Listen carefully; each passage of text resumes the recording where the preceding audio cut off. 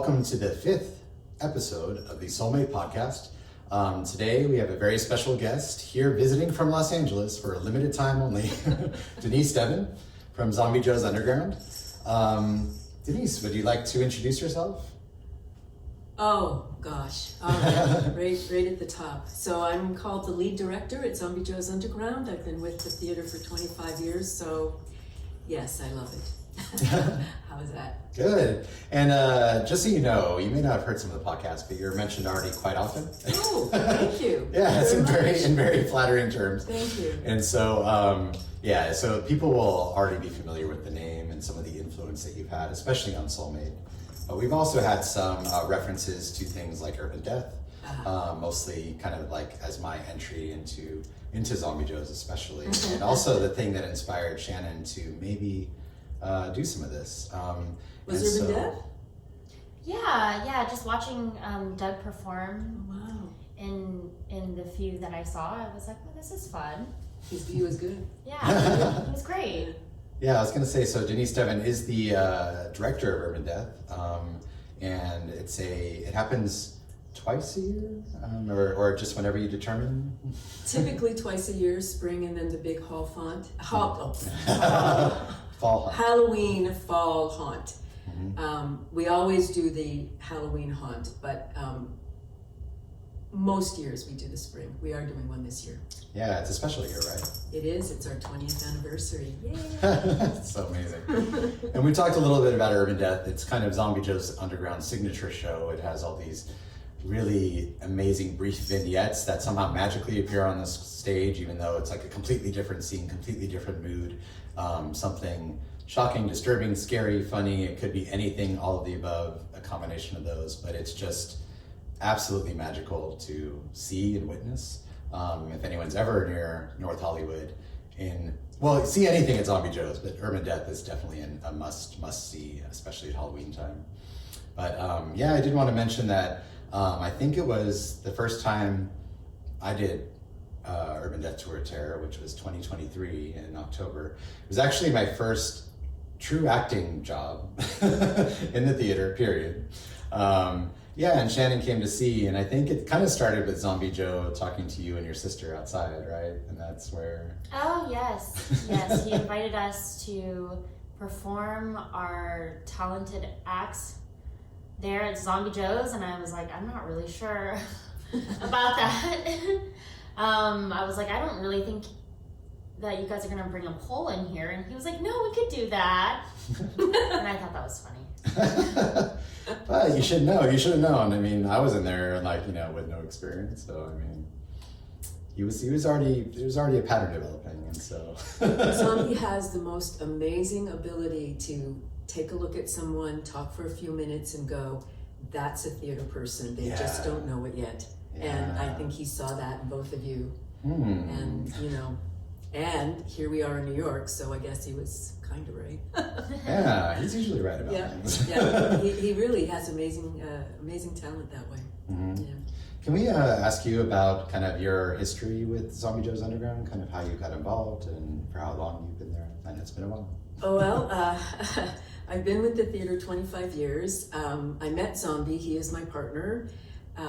So I met Zombie, and that is also 25 years long of a relationship now. So we sort of bonded, and he had already been running Zombie Joe's, but we found the place in North Hollywood during the first few months of our being together, and it's just been magic ever since, truthfully. I started there as an actor only, and I think I was in every show for the first 2 years, which was...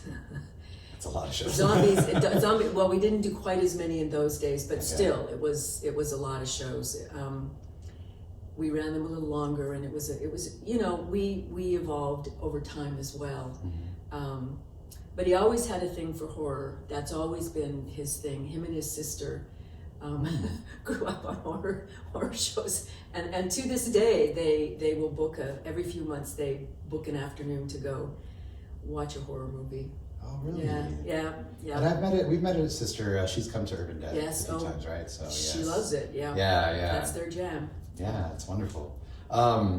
So I would like to also know, this is something I'm curious about because I know you've alluded to it. So Denise has also directed me, not only in Urban Death, right after Urban Death in 2023, we did A Christmas Carol. That's right. Which was a very, very special play, not only because it was kind of bringing back an earlier version, but Denise herself played the ghost of Christmas Future, which was quite terrifying. Past, present, and future, yes. Or being also my niche. Yes. Future was scary, yeah. And Zombie Joe himself played Marley, which was really special. It started, I'm sorry, I'm just reliving this now. It started with kind of a ghoul chorus. Yes. So we got to sing, I got to do a little solo. That's right.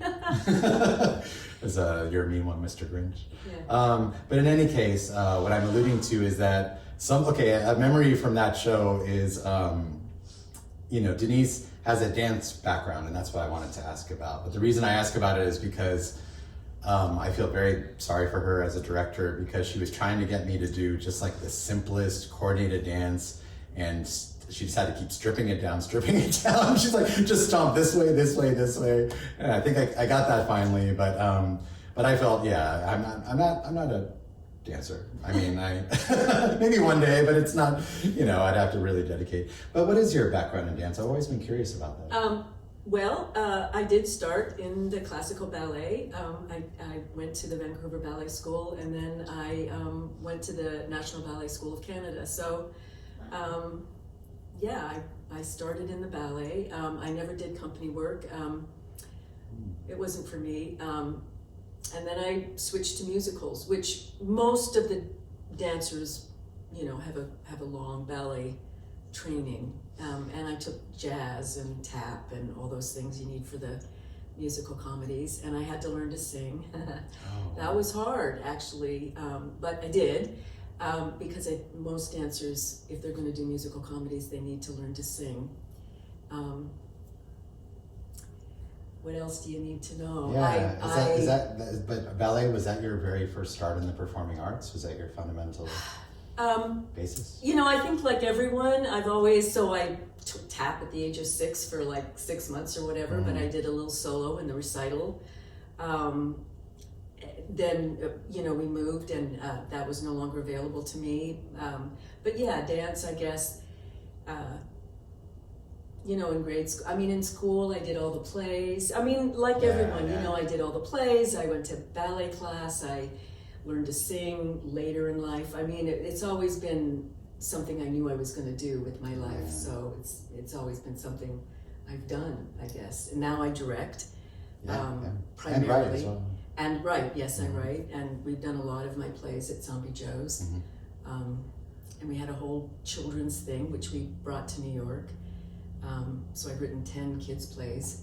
Wow, okay. Kids musicals, yeah. That's really it's, cool. We've been together 25 years, and as you know, Zombie is a fiend. He is the most creative source I've ever met, and he just pumps out shows, and they're always good. Even the ones that aren't quite as successful, they always have merit, because he's always trying something new, something different. He pushes the boundary. It's remarkable, and it's been a wonderful journey for me. Yeah. And we really experienced that. So I would say that I'll kind of go related back to Soulmate. When we did rehearse Soulmate, it was very nice, because I think that for me it was, and for Shannon, it was tremendously impressive that you and Zombie really just trusted me with the show and the theater. They, having never written anything, directed anything, they just, we made an agreement, and they got behind me, and did everything to supplement what I needed, everything from casting to everything. But then ultimately really left Shannon and I and the cast when we had it just alone in the theater to figure it out. And that's the best way to learn, I think, is kind of trial by fire. Funny I just said that, because the fire did happen, and that really, it made it complicated, because all of our rehearsal time really got effectively almost cut in half, I'd say. Just complications with, getting to rehearsal, I mean, cast members were being evacuated and threatened to be evacuated. We've talked about this a lot already, but what I was going to get at is that, that trust is immense. But what happened too is that one of Denise's most excellent contributions and talents is being able to kind of see the show in a late stage, but before it's locked, and providing just some final finishing feedback.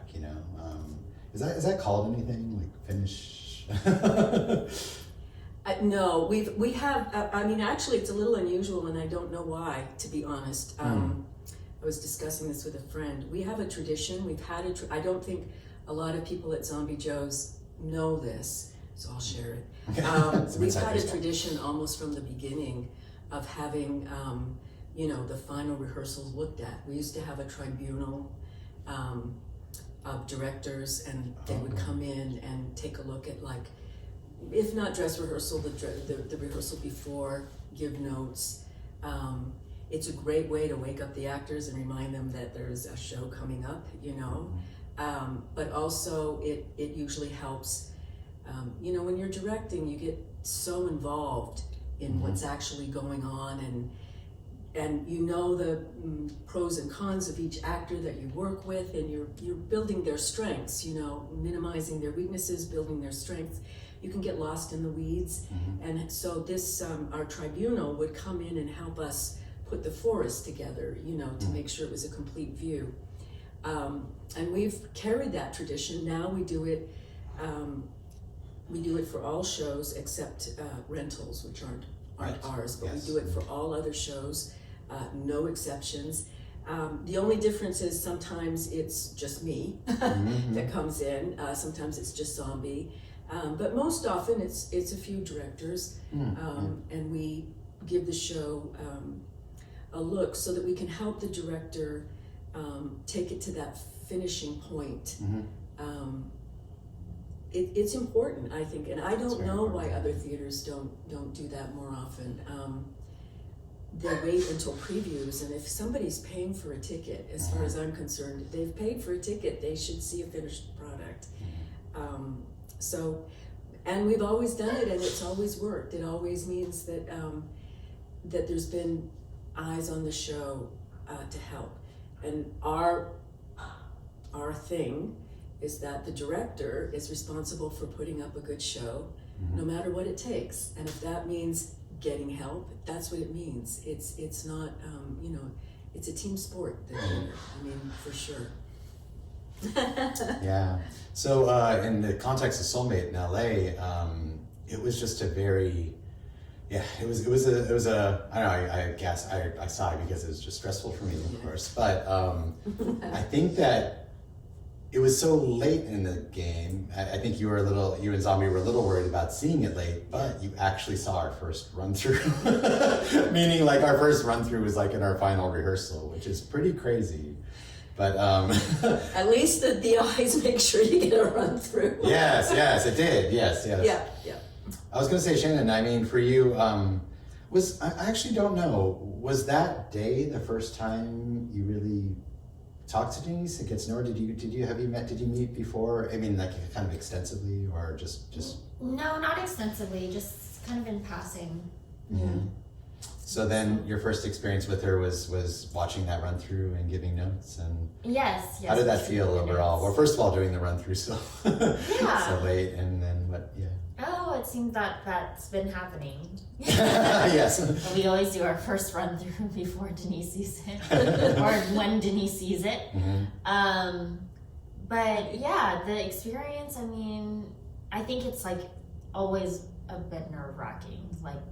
Okay, we haven't done this run through yet, and now we're gonna do it, and we're gonna get critiqued. So let's just do our best, And it's always fine and works out really well, because the pointers that Denise and Zombie has for us is like really insightful, really helpful, and I always notice that the shows get better after a little bit of information from them. So yeah, I think it's like it's all what I really like about it too is you keep it in the perspective of what's achievable in that time. Oh, you have to. Yeah. You have to. You can't. When I watch a show, I'm trying to work within the construct of what I understand the director's vision is, and maintain the blocking. Nothing throws an actor more than a big change in blocking. So I try to but you can build on that's your foundation, and then you build on that. But you really have to work with what is not. Because I'm not directing, so I might see something very different that I would have done, but that's not my job when I'm having eyes on. My job is to enhance the current production and nurture that the next step. Yeah, I think anyway. Yeah. I mean, but that's almost like why you're also very good at it, meaning that Thank you. I just appreciate, I mean, it's just so nice as a director to have you come in and provide the most to the core, best insight, but completely achievable. It actually, whereas a director, actor may be nervous about what a critique may be, I think that they're always happier, right? How do you feel about before it versus after? And what did her critique in particular do for Cyrene in the first run? Yeah, I mean, I think that in the LA run. We'll talk about New York after. Yeah, in the LA run, I mean, I think that I wasn't really sure, the things that I could do or how I could be. I think that I was just very by the book. I was like, okay, this is, this is what it says. I'm just gonna read it how I think it's supposed to be read.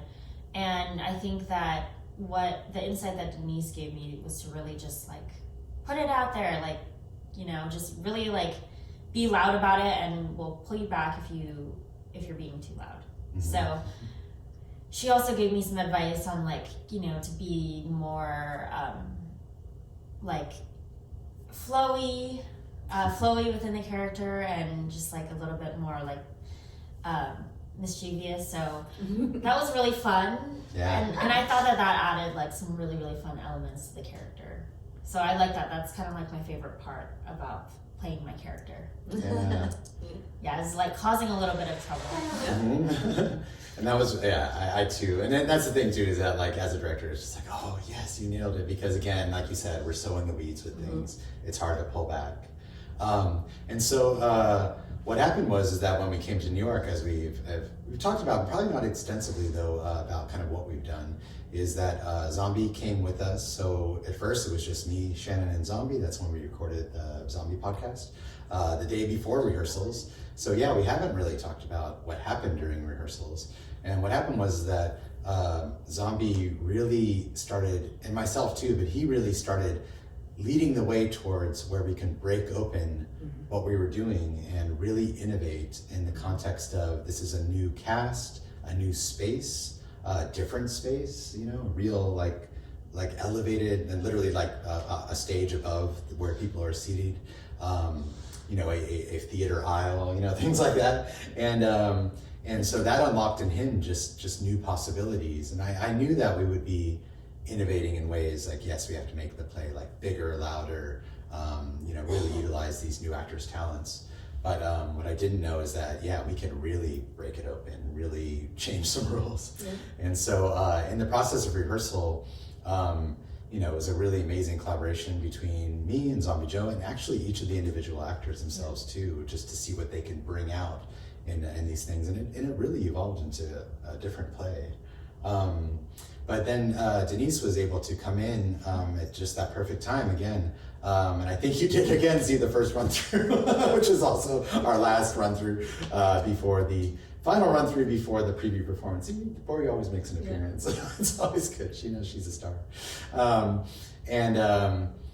So I was wondering, I really don't know what your, aside from the critiques, what was your first impression seeing Soulmate again? Of course, you'd seen the LA run, but in this new context after we had done all this new work on it. The run through that I saw, opening night. Your first impressions of the run through. I think, what I saw was the innovation, and I went, good for them. They opened it up and made it, sing in this theater, because you get a new theater and you get a new cast, you've got a new play. That's just true. Because actors bring, it's a team sport, so they bring their thing to it. I was really impressed with how you used the full stage. You used as much as you could to make it a little bit interactive, but without imposing on the audience, because it's not an interactive play per se. Right. Or at least at this point it's not. You never know in the future, but I enjoyed that a lot. I enjoyed the energy. I thought you casted very well all the parts here in New York. We love our casting. Yeah, they're great. They're great. I was sort of overall impressed with all of it. It was a new play, and yet it was still the play, if you know what I mean, which is what you want. Yeah. And it used the temple, the Actors Temple Theater here in New York on 47th. It used the space well, but without overwhelming it or overpowering it. Respecting the audience, but still bringing them into the show. It's great. Yeah, I was impressed. Yeah. Very cool. And I don't know if we talked about this because we hadn't begun rehearsals yet. So last time we talked, Shannon, you weren't actually on that stage yet, actually acting. So can you tell us a little bit about maybe your first time on the stage in your role and the different things you were feeling and the challenges you faced and anything about that? I think that, it's such a brand new experience to be in a new space. So kind of figuring that out, I felt like some of the challenges for me personally had to do with kind of like the singing parts and learning how to, like, where to project. And it's still a work in progress. But yeah, I think that was kind of my biggest challenge when it comes to this specific theater. Because when we performed at Zombie Joe's, I never felt like the audience couldn't hear me. And yeah, just a much smaller theater versus like a larger one, and figuring out like, okay, where am I projecting to, and how do I make sure that everyone can hear me? But overall, I think that it felt really good to be on a larger stage. It's like, okay, this is how far we've come. So, Nice. yeah. How did it feel also, I'm just curious about your relationship to the audience. I mean, we've been talking a lot about kind of the play itself having such heart and authenticity in its emotional kind of core, and that's how we connect to audiences. That's how audiences have been giving us feedback as to their experience. I was wondering though, because in Zombie Joe's, it's a more intimate space. So I feel like you can really see your audience, feel them. How is it different here, and how is it the same, or what's it like on that stage? Yeah, I mean, I think at Zombie Joe's you can definitely see the audience, and it's nice. I kind of like to see the audience, and you can sort of see the audience. I would say up to maybe the 6th row, like a little bit. Good. Yeah, you can kind of see them, and I think that when it comes to feeling them, it's mostly just, to see them like laughing or hear them laughing. Some of them, it's like, I hear them laughing at different parts, like certain audiences, I'm like, okay, this audience like really loves all of the silly siren moments that I have. So yeah, it is different because it is a more intimate space at Zombie Joe's, but it doesn't really change that I can like feel or be in tune with what they like, or if we need to be loud, or if we need to soften our performance a little bit. Yeah. Did the lights, like, I don't know, like it's a very different lighting grid? How does it feel up there with that? I mean, I don't know. I'm okay. I do a little cameo on the show, but it's very short. It's a great cameo. Yeah, so I guess technically I'm on that stage, but not to the extent that you are. I just wonder what the difference is with the experience with like that lighting grid and what's going on there. Yeah, I mean, I do like how like technical we can be at the Actors Temple with the lights. But I don't feel specifically like it's like too bright or that I can't like see, past the stage or anything like that. I think the only difference really, like, to me that I feel is like some lights I'm like, okay, this is like way brighter than way brighter than the experience of Zombie Joe's. So yeah, but I mean, there's all those fun different lights that we use, and I like that a lot. Cool. Yeah. And Denise, you had mentioned performing in New York before. You've actually done shows at the Actors Temple as well, right? We did. Yes, we did. We've done a couple. We did the play Zombie and I collaborated on, Alice Works Wonderland. Works Wonderland? I keep hearing it just as Alice. Not your usual version of Alice, but this was years ago, so it wasn't as extreme as we might make it today. You know, we've evolved too, but it did very well, actually.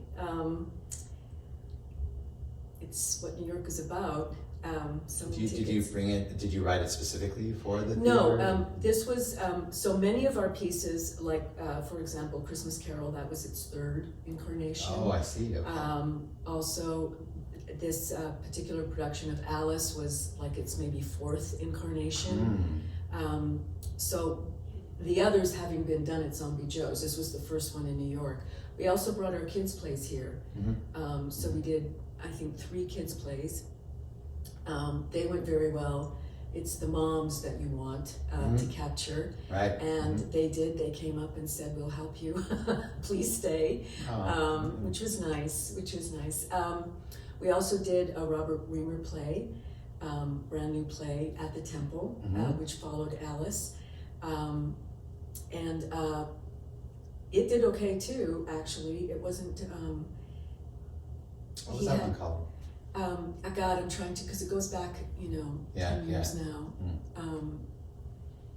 Love.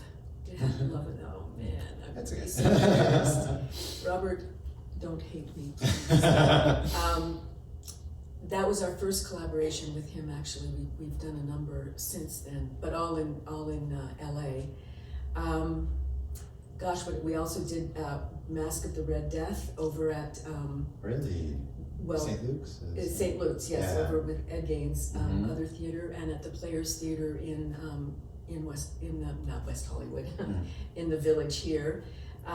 We did Urban Death. We did an Urban Death, which it didn't do as well. I was sort of surprised, but what it did do. So I was like, Zombie, pay attention to this. We had some people that came every night.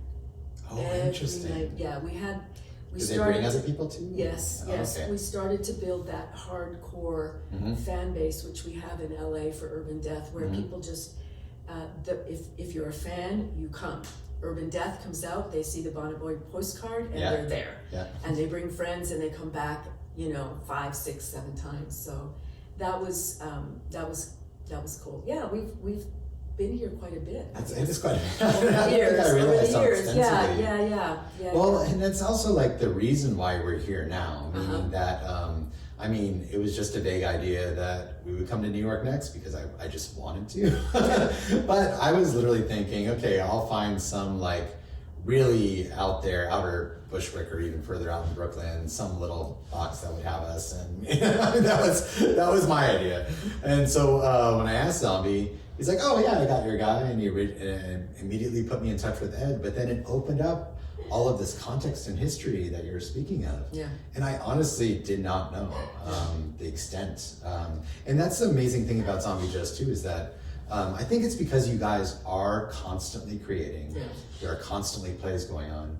There isn't a lot of chance for us to just kind of sit down and look back and discuss things like that. We used to keep a whole archive, but it kind of got overwhelming. Like I said, Zombie is a force to contend with when it comes to creating and driving things forward. But we spent all told maybe 2 years here. So in that time, as you know who Zombie is, you'll know that we probably did a lot of shows, which we did. Yeah. We started running. The final kids show went down and the adult kids show went up, if you know what I mean, which is how we wrote Alice to be, because We had a big kids thing, the Lime Cat Family Theater in LA, and it ran for a number of years. It was very successful. But the actors were like, Denise, write us one that's for adults, please. So that was Alice. They loved it. They kicked butt in LA. We brought it here to New York. During that 2 years, we cast it here. So yeah, we were here for 2 years, and that would mean that Zombie would do a lot of shows, and if I was with him, which I was, then I'd be doing all those shows too. I was directing by that time, though. I wasn't. I did perform in the Robert Reamer play, but basically I was directing by then. But that's just amazing because yes, I think we were kind of just discovering in real time, but even leading up to it, just how deep those roots were. And I mean, it's just, it just enabled us to do what we had to do, which was extremely fast, aggressive, the same way that we do everything, by the way that I've been taught by my mentors, Denise and Zombie. But I mean, it made it possible, meaning that it's not an easy feat, as Shannon and I are discovering, to put up an off-Broadway show in, just a couple of weeks.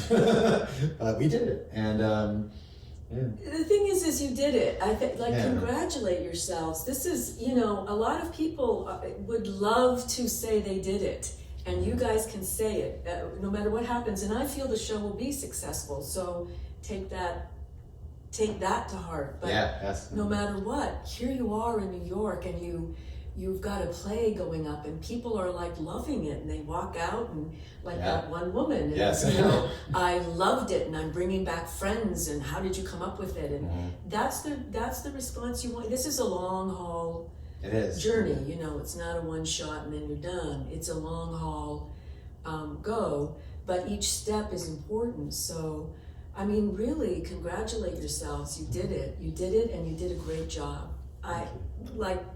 Kudos. Really, I think we're still absorbing that. And we still have more to do. So just to even let the audience know, because these don't come out exactly right in order, or they do come out in order, but not right away. So up to this point, we just got through with our official opening weekend, but we also had 2 previews. So really, we've done 4 shows for audiences. And I mean, that's just amazing in and of itself. I mean, and the last show was a matinee show, our first matinee, Easter Sunday of all days. That's pretty good. It's a pretty good crowd. Yeah. No, we've had like sizable crowds. We've had friends and people, come from afar already. And I mean, it's just, like yesterday I had my oldest friend, Chelsea, who I've known since, it's the oldest, meaning like we've known each other the longest, that we met in a summer school before high school, and she was there. And I mean, it's just incredible to share that with. And remember, because you guys are newbies on the New York scene, New Yorkers will leave. If they're not having a good time, up and out. Really? Oh yeah. Okay. Oh yeah. I didn't know that. Yeah, they're not going to sit there if they're not having a good time. Oh wow. Okay. So no one's left yet. That, right? No, you haven't. Not at all. They've all sat there through the entire show, applauded at the end, congratulated you. They take our memento handout. We have this great comic thing for the show that I'm pushing them to make a graphic novel of. I mean, that's what you don't know. Excuse me, which is what I know. Is that it's a remarkable achievement. It's a remarkable achievement, and the New Yorkers are loving it. Really, New Yorkers are in your face. You know that from just being on the street. So they'll walk out that door if they're not having a good time. Well, that's good to know, and I feel a little fortuitous that.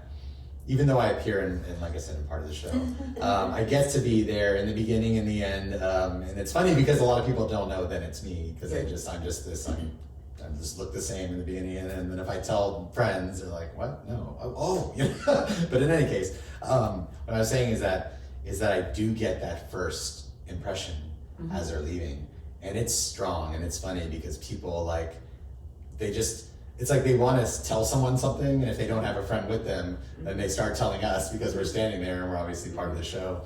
And during the matinee yesterday, this woman just came up and she just wanted to talk about it. I mean, that's what people usually do.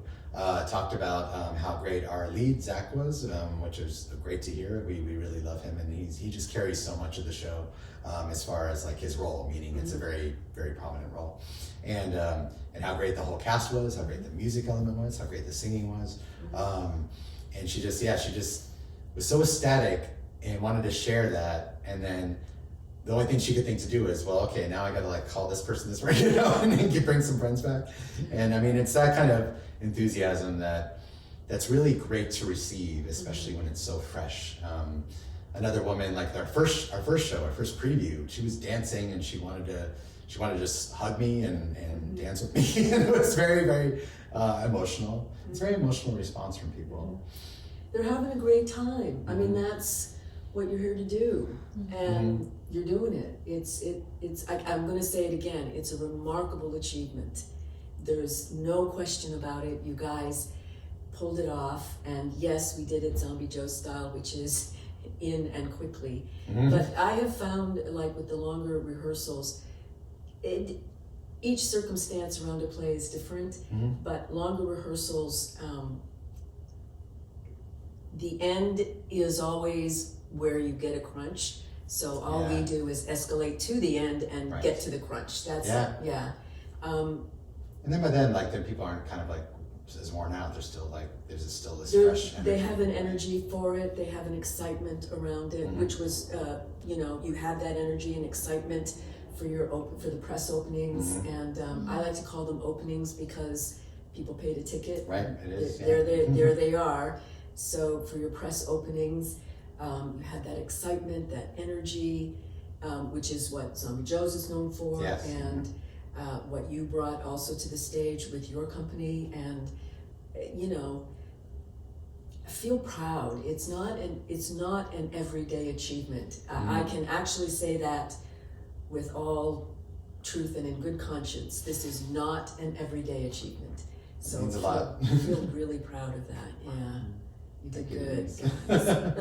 And I was going to say one last thank you to Denise and Zombie, because after all the hard work of getting the play up and running and on its feet, they were able to be there in the beginning and greet people and serve food and drink and basically welcome everyone. I mean, honestly, to me, it offered.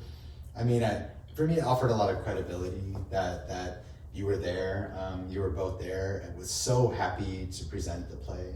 It also gave me a lot of personal just comfort and pride that as my mentors, you were there standing, alongside me, and that meant a lot to me too. That's the job, my friend. Pass it on and pass it on with grace, because it's a team sport. Yeah. So you're part of our team, where we may be the mentors, but in the end, you'll be teaching us, because you take it to the next level of wherever theater has to go. So, and that's how it's done. And we believe in that at Zombie Joe's, as you now know.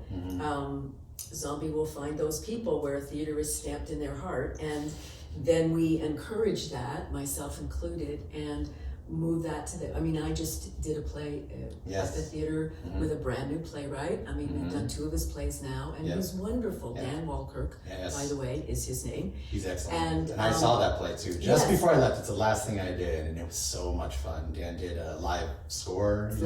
He played, but he, he was a fan of Urban Death, and he, for years, and he talked to us, and finally he's like, well, I do have this play, and Zombie is like, okay, 3 weeks from now, and that freaked him out a bit, but we put it up almost that soon, and I directed, and if that theater stamp is in your heart, there it is. It's not going anywhere. It will come out somehow, so we just give it breathing room, and that's our job. I feel like, as theater artists, and now older theater artists, pass it on, encourage it, and explore with it. I mean, I'm still learning, it's all about that.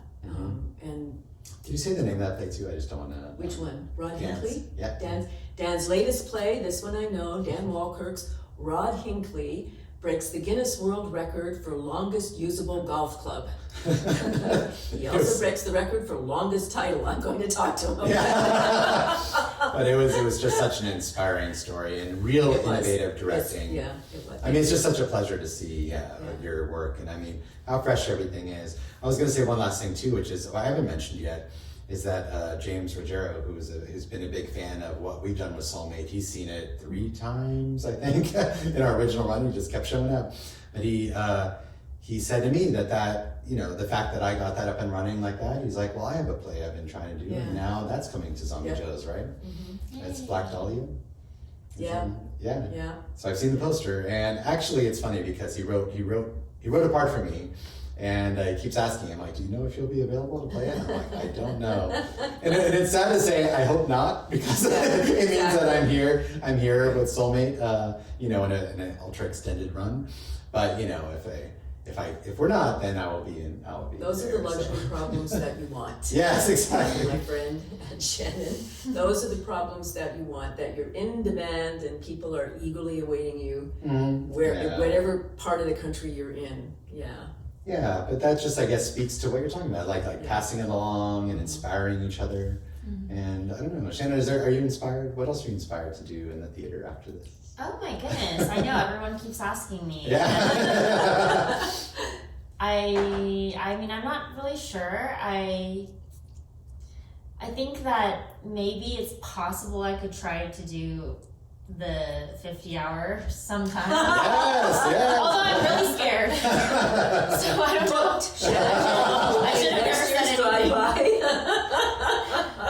That's it, we're done. Yeah, okay. Yeah. You're like, stop, versions of it. No, carry on. Yeah. Tell us more.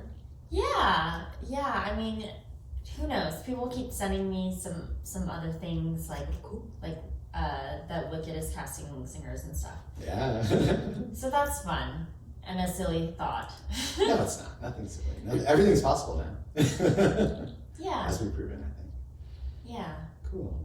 Well, I think that's good little run through of the short time that Denise has spent with us here in New York. I think you leave tomorrow. Is that right? I do. Yeah, and we are going to tremendously miss Denise and Zombie. Luckily, they did get to go on a beautiful vacation, so I mean that sounds really nice. I mean, you guys very much deserve it. After all the work this year, I mean, I've seen all of it. I've been in a lot of it, and your help here has just been. I mean, we absolutely wouldn't be here without you, and we would not be even close to. I feel like with the success we have experienced so far without you as well. Thank you. Yeah. So I think that'll be it for this episode, and. We will be back soon, and to review again, Soulmate is at the Actors Temple Theater on Saturdays at 8 p.m. Here in New York City. We are also adding a talkback session every Saturday, and it's going to be called Sex with the Soulmate, and it's basically a very open Ask Me Anything with Shannon, myself, and some of the cast. We really have an amazing cast that has a very varied experiences and a lot of different subject matter. We'll kind of be reviewing that. Look on the website, we'll have information about it there. And then Sundays at 2 p.m., Sunday matinees. And so get your tickets now. There's still a discount code. Just hit us up for it, and we will see you there. Yay. Thank you, everyone. We'll see you next time. Thank you.